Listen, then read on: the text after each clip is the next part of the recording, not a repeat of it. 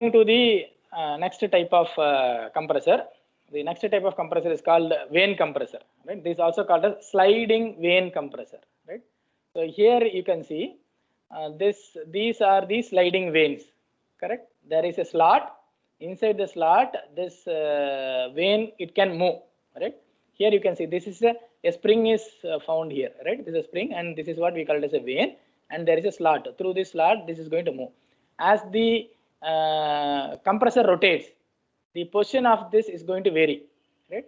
So thereby we are going to have an eccentric volume inside the compressor, right? So this is the perfect circle, whereas this is here you can see this is an increasing area, and then it keeps on decreasing, starts to increase, then it decreases because of the movement of this. As the rotor spins, this is going to slide. So thereby the space available, this is the final our casing. This is the space available between this and the fluid is going to vary. Okay. So the sliding vane compressors are this also a positive displacement compressor. That means definitely there will be output in the outlet valve, in the outlet pipe, and the compressor consists of an external housing. This is what we call it the external housing, right? Which is not going to move, whereas this is going to rotate, right? And the internal circular rotor, and this is having some eccentricity. Okay, so the rotor has radially positioned slot. This is what I am calling it the slot, in which the vanes are going to move. It is going to slide, right? So as the rotor rotates, the centrifugal, because of the centrifugal forces, the vanes causes them to move outward. Okay, and it will try to contact the inner surface of the housing, right? So because of this eccentricity, the volume of the compression area, it reduces, right? And the shrinking of the compression area, that leads to the increase in the pressure of the air. Okay, so I will show you this a small video for working of the sliding vane compressor.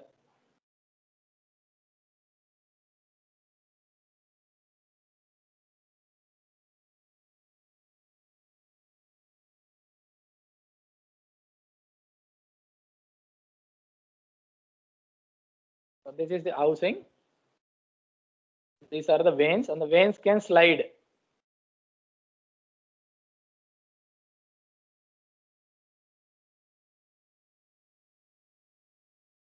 You can see the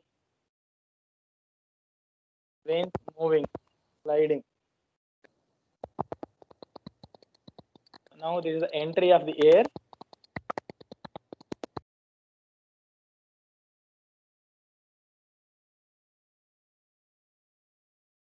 Compressed air leaves through this.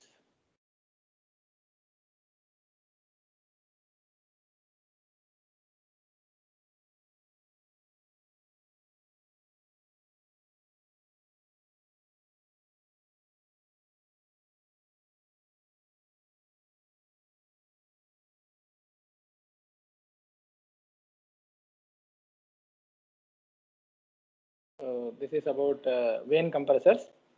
So there are three different types of compressors available. One is centrifugal compressor, other one is Roots blower compressor, and the third one is vane compressor. All these compressors are used in supercharger. Okay. And to coming to the regulating the flow of air into the engine cylinder, right? So how to regulate, right? Because if the pressure goes beyond certain limit, then we have to regulate the pressure of the air, right? So you cannot keep on increasing the pressure of the air that is entering into the engine cylinder for combustion. Especially in the case of SI engine, if the pressure increases beyond a certain limit, that will lead to knocking. Okay. So now to regulate that, we have a mechanism called waste gate, right? So this is going to handle the exhaust gases. Okay. So now you can see this schematic diagram. So this is the compressor side. Blue color represents the low temperature region, whereas this red color represents the high temperature region, where the exhaust gases are going to drive the turbine. So this is a turbine wheel, and this is the impeller of the compressor. Okay. So the air from the atmosphere, this is a centrifugal compressor shown here. Air enters axially from the atmosphere, and because of the rotation of the this compressor, the pressure of the air increases, and the compressed air is applied to the engine cylinder for combustion.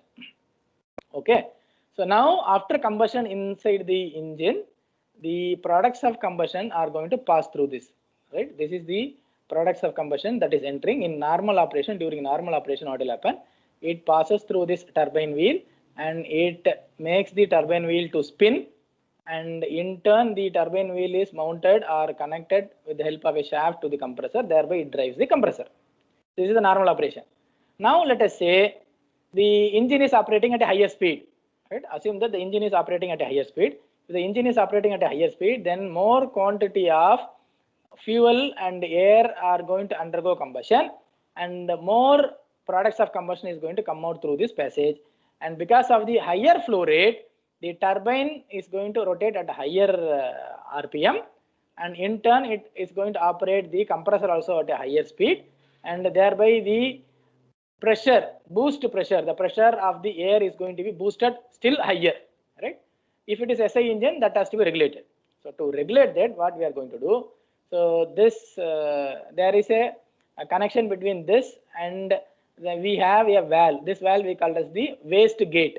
This valve is called as a waste gate valve.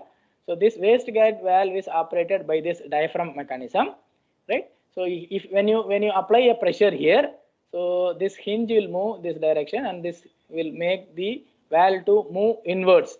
When the valve moves inwards, this waste gate valve moves inwards, then this is open. There is an opening, and the products of combustion also passes through this. Not only in this direction, it will also passes through this. This is a bypass for the turbine. This is a bypass for the gas turbine of the turbocharger. So part of the products of combustion is going to be bypassed, and it is led to the surrounding or to the catalytic converter, and finally it is led to the surrounding. Okay, so thereby what we are trying to do, we are not going to allow the entire products of combustion to drive the turbine. Part of the products of combustion or the exhaust gas is going to be bypassed. Okay, thereby we are going to regulate the pressure of the air that is entering into the combustion chamber. Okay, so this waste gate is nothing but a control valve. This is to regulate the flow of exhaust gases that is coming in contact with the turbine. Okay, so when the engine speed is high, then the exhaust gas flow rate is going to be higher, and that will make the turbine to rotate at a higher RPM, and in turn it is going to operate the compressor at a higher speed, and thereby the outlet pressure of the air leaving the compressor is going to be higher. Okay, so that has to be regulated. Okay, so this boost pressure or the outlet pressure of the air from the compressor is directly proportional to the air flow rate. Okay, so the amount of air flowing is going to be more, then the pressure is going to be higher. The amount of air flow rate depends upon the RPM of the compressor, which in turn is connected to the RPM of the turbine. Okay, so as the air flow rate increases with the engine speed, so there is going to be disproportionate increase in the boost pressure. Your outlet pressure of the compressor is going to be increased disproportionately. Okay, so that may cross the safe limit, right? At high engine speeds, the boost pressure can overcome the safe limit. Okay, this happens especially in the case of SI engines. Now, how to regulate this, right? If you don't regulate this, then that may lead to knocking in the engine. Okay, so to regulate this, there are three possibilities. One is either you can go for a waste gate valve in the exhaust line, right? So we can have a waste gate valve which will open or which will bypass the part of the products of combustion in case the engine is going to operate at a higher speed. Okay, so you can have either waste gate, or we can provide a blow off valve in the compressed air pipeline. In the compressed air pipeline, if the pressure is going to be higher, let us say there is a maximum pressure of, let us say 3 bar or 2 bar is permitted to, let us say 3 bar is permitted for the air to enter into the engine cylinder. Whereas if the pressure goes beyond 3 bar, then this pressure relief valve that is mounted on the intake manifold, this will operate, this will open, and it will release the excess pressure. So you can have blow off valve also, or you can have combination of these two. You can have waste gate and blow off valve, both are also possible, right? This is in the intake manifold, whereas this is in the exhaust gas pipeline. Okay, and to to regulate or to control the outlet pressure of the compressor or the boost pressure, we can go for variable geometry turbocharger. So this is the latest concept, variable geometry turbochargers. So these days we have variable geometry turbochargers. So thereby the profile of the blade, they will be varying, and thereby the angle can be regulated. Thereby we can regulate the outlet pressure of the compressed air from the compressor. Okay, and all these are all controlled. If it is an electronically controlled engine, then the electronic control unit will regulate this, okay, depending upon the engine speed. Okay, so here you can see this is the your exhaust gas entering through the gas turbine. Okay, the impeller of the gas turbine in the turbocharger. Okay, so if you want to bypass this, if the speed is high, if you want to bypass part of the products of combustion or the exhaust gases, then this is the wastegate valve.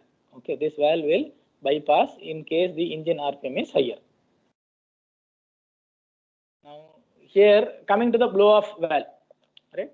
So blow-off valve is the second method by which we can regulate the boost pressure of the air that is entering into the engine cylinder.